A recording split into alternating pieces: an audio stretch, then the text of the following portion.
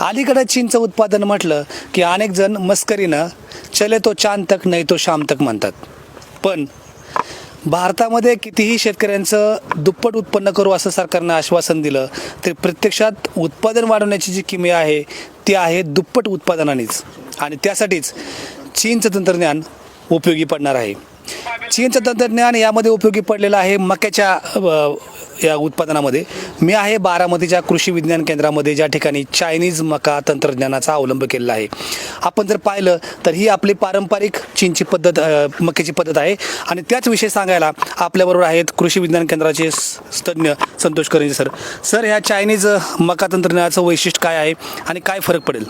निश्चित उत्पन्नामध्ये 30 ते 40% फरक पडणार आहे. कारण असं आहे की आपण जी नॉर्मल पद्धतीने लागवड करतो ती एका एकराला 8 किलो बियाणं लागतो आणि चीनच्या पद्धतीने ज्यावेळी आपण पेरणी करतो त्यावेळी 1 एकरमध्ये 11 किलो बियाणं लागतं. म्हणजे नॉर्मली जर आपण ही पद्धत आहे, ही साधी पद्धत आहे आपली. म्हणजे आपण साधारण 9 इंचावर एक बी टोकन करतो आणि 2 ओळीतलं अंतर साधारण 2.5 फूट ठेवतो. त्यावेळी रोपांची संख्या मिळते आपल्याला 26,000, 25 ते 26,000. आणि ती पलीकडची आत्ता जे आपण पाहतो ही चीनची मका पद्धत आहे की ज्याच्यामध्ये एका जागेवर 2 बियाणे आपण लावलेले आहेत. समोर 2 बियाणे एका जागेवर, 2 रूट एका ठिकाणी आल्यामुळं त्याचं साहजिकच जागा तेवढीच पण साईज म्हणजे रोपांची संख्या वाढली. आता इथं 11 किलो बियाणं म्हणजे 35,000 रोपांची संख्या.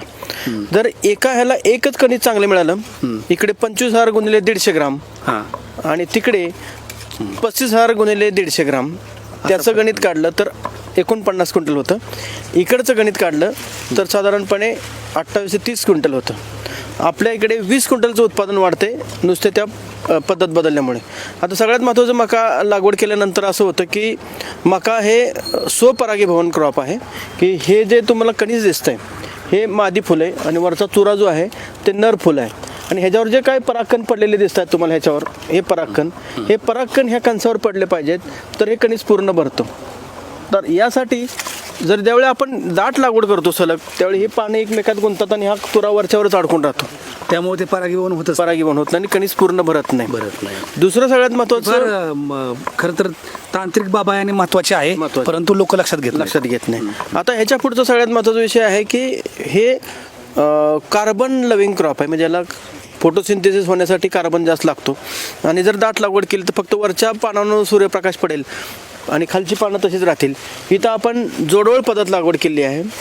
म्हणजे 4 फुटावर एक लॅटरल आणि त्याच्या लॅटरलच्या बरोबर 40 सेंटीमीटरवर 2 बी टोकन केलेत. आपण इथं जाऊन पाहू शकतो की हे, मी थोडे अलीकडे आला इथं, तर इथं आपण पाहूया की हे 2 ओळीतलं अंतर आपल्याला 2.5 फूट मिळालं आहे 2 ओळीच्या नंतर. याच्या एका जागेवर आपण 2 बी टोकलेत आणि दोन्हीचे बी चांगले सरळ सलग कंस आलेले आहेत. आणि ह्याच्यामध्ये सूर्यप्रकाश शेवटपर्यंत जातो ज्यामुळे त्याला एनर्जी जास्त प्रमाणात मिळते. हे सर्व अशी टोकन केली तर 1 एकरमध्ये आपल्याला 35,000 प्लांट गुणिले 150 ग्रामने जर गणित काढलं तर 49 ते 50 क्विंटल उत्पादन सहज येतं आपल्याला, जे नॉर्मल पद्धतीमध्ये फक्त तुम्हाला 25-30 क्विंटलच्या वर कधी जाणार नाही. याचे किती वेळा प्रयोग झाले आपण ज्या पद्धतीने? मी हे चीनमध्ये 2012ला गेलो होतो तेव्हापासून हे चालू आहे. आणि आज महाराष्ट्रामधले औरंगाबाद, जालना, उस्मानाबाद, पुणे जिल्हा, सातारा जिल्ह्यातले शेतकरी ह्याचा प्रयोग करत आहेत आणि त्यांनी मॅक्झिमम 65 क्विंटल प्रति एकर उत्पादन काढलेलं आहे. 65 क्विंटल. आणि काही लोक दावा करतात 100 क्विंटल, पण जर शास्त्रीय दृष्टिकोनातून बघितलं तर 150 ते 200 ग्राम जर दाणे भरले, 200 ग्राम जर दाणे भरले तर ते 70-80 क्विंटलपर्यंत पण जाऊ शकतं. पण नॉर्मली 150 जरी धरलं तरी आपल्याला एका एकरामध्ये 50-55 क्विंटल सहज उत्पादन येते. आपल्या इथं ह्या कृषी विज्ञान केंद्राच्या कार्यक्षेत्रामध्ये दरवर्षी किती एकर अशा पद्धतीने लागवड होते? दरवर्षी आम्ही किमान 10 एकरपर्यंत लागवड करतो, चाऱ्यासाठी पण आणि उत्पन्नासाठी पण. आणि बाहेरचे शेतकरी जे तुम्हाला जॉईन झालेले ते बाहेरच्या शेतकऱ्यामध्ये विचार केला तर जवळपास 1000 एकराच्या पेक्षा जास्त आहे. तो आकडा काढलेला नाही, परंतु जेवढे मला कॉल येतात त्याच्यावर लक्षात येतं किमान 1000 शेतकरी तर हे लागवड करत आहेत. आणि उत्पन्नाच्या बाबतीत सांगायचं झालं तर 50 क्विंटलपेक्षा सगळ्यांना उत्पादन जास्त काढले. ज्यांना मुरगासाठी मका करायचे त्यांच्यासाठी पण हे 35 टन प्रति एकर येतं. 35 टन? हां, नॉर्मल नॉर्मली पारंपरिक नॉर्मलमध्ये 15 ते 20 टन बरं. इतकंच येतं. म्हणजे हे दुप्पट, आपण म्हणतो ना, दुप्पट उत्पादन घ्यायचं असेल तर तंत्रज्ञान सगळ्यात महत्त्वाचं आहे. आणि हेच चीनमध्ये कॉमन आहे सगळीकडे. म्हणजे कंपल्सरी या पद्धतीनेच लागवड त्यांना करणं बंधनकारक आहे.